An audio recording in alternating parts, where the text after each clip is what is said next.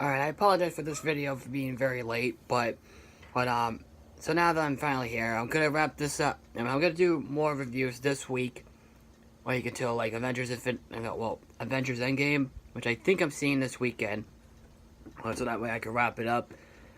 Well, but then I'm gonna stop doing DisneyYear videos for a while, all until, like, because the next one I will probably do is, like, probably the Disney remakes, or that should be, the next one. So, anyway, let's talk about, let's talk about another Steven Spielberg movie that he actually first directed a few years back, like in 2016. Well, this is the BFG, and this is actually the second Disney film that that's based off of a storybook from Roald Dahl, who we know it's the it's the James and the Giant Peach movie from director Henry Selick, who directed Nightmare Before Christmas. So, I saw this one in theaters, and I saw the trailers, and I got pretty excited, and when I first saw it, I definitely loved it. But now I think back, I don't quite love it as much as I did. But I'm not saying that the BFG is a bad movie. In fact, it's still a really damn good movie. But we'll get to that big elephant. We'll get to that elephant in the room in a little bit. So the story, it's about a little girl, a 10-year-old girl named Sophie, who lost her played by Ruby Barnhill, who lost her family in a car crash. So now she's in an orphanage in London. One night she sees the giant, played by Mark Rylance. Once he got nervous, and then he takes her to Giant Country, because he's too afraid that she might tell everyone, and they'll put him in the zoo and stuff. So he and the little girl form a friendship. They do collect dreams and stuff. Well, the giant collects dreams and stuff for his job. But while that's going on, there's other giants out there. They're actually bigger than him, because the BFG is basically the littlest one of all of them. One of them is the Flesh Lump Eater, played by Jimmy Clement, who is the villain of this film. Well, the other ones, it's like the Blood Baller, played by Bill Hader, and some of the other giants as well, played by different actors, which I never really heard of before, but you know, they basically they're planning on taking children, and about to eat them. So the little girl and the giant go to London, to the Buckingham Palace, to talk to Queen Elizabeth, so that way she and her army can go help them and stop those giants. So, pretty much it for the story itself. So before I talk about the problems with this film, let's talk about the good stuff.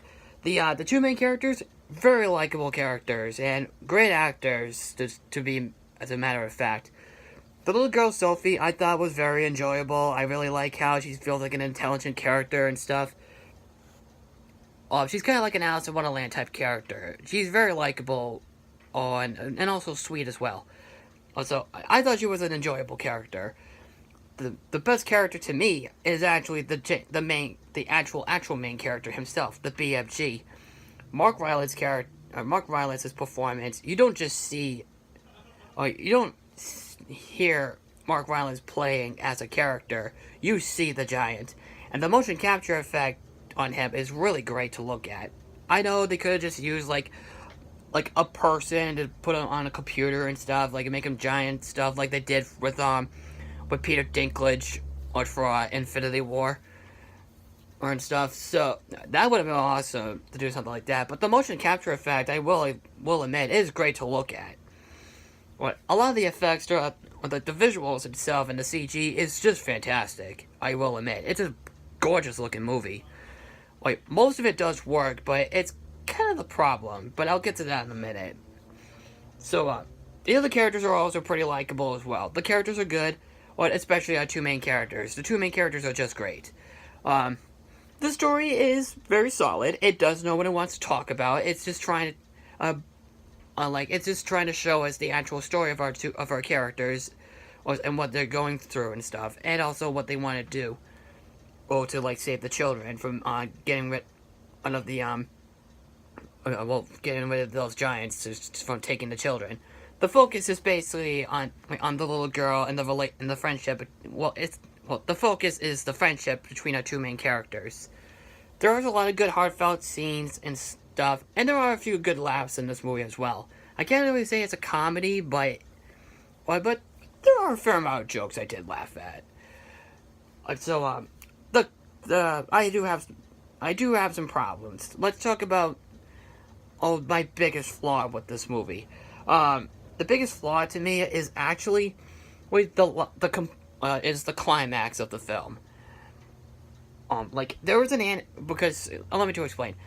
In 1989, there was an animated film of the BFG, and I saw it I first heard about it from Animat's review before I saw this movie. So I took a look at that one, and I found it on YouTube, the full movie, and it was great. It was a great animated film. The animation was good. The animation was really good. I liked the characters. I really liked the friendship between the two main characters is still there, and it feels very believable. And stuff.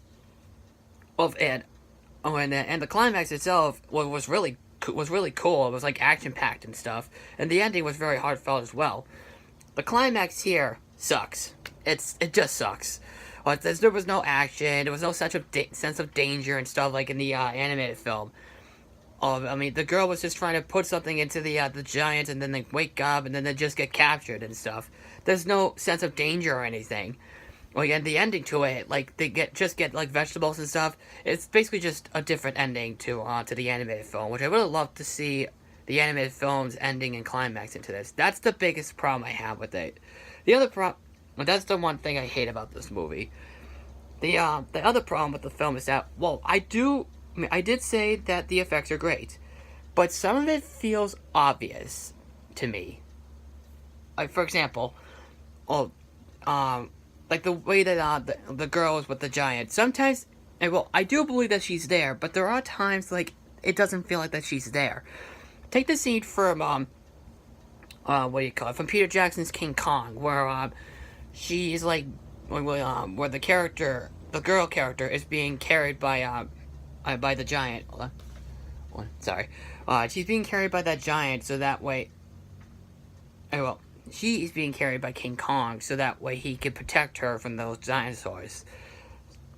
It's obviously that it's a blue screen effect, which really doesn't work for me, and it happens here too. And it happens once in a while, and it kind of really upsets me. What do you call it?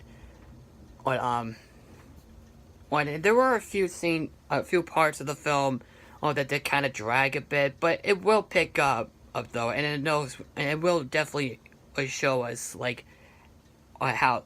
Sorry, but it will also still be very entertaining throughout the film. There was only a few scenes that drag, especially at the climax of the film. But I'm not saying that the last third of the film was bad.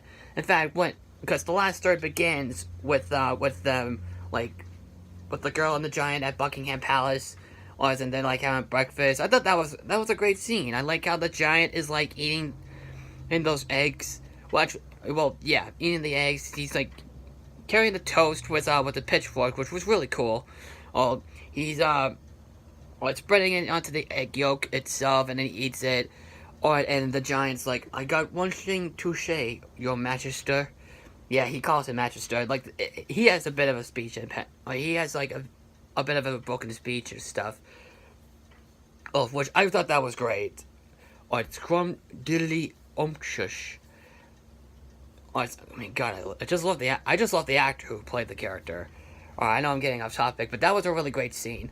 There's also this really funny scene that the giant has a liquid. It's a green liquid that makes you fart and stuff. It's kind of like the fizzy lifting drink in Willy Wonka and the Chocolate Factory. This kind of makes you fart and stuff, and I don't know. I thought that was pretty funny to me, and especially with with the Queen's corgis farting away and stuff. Oh my god! And everyone was farting and stuff. I don't know. I thought it was pretty funny. So that's pretty much it. Overall, I don't like it as. So the film, in my opinion, is a bit of a mixed bag. There's a lot of things there are some things that are great.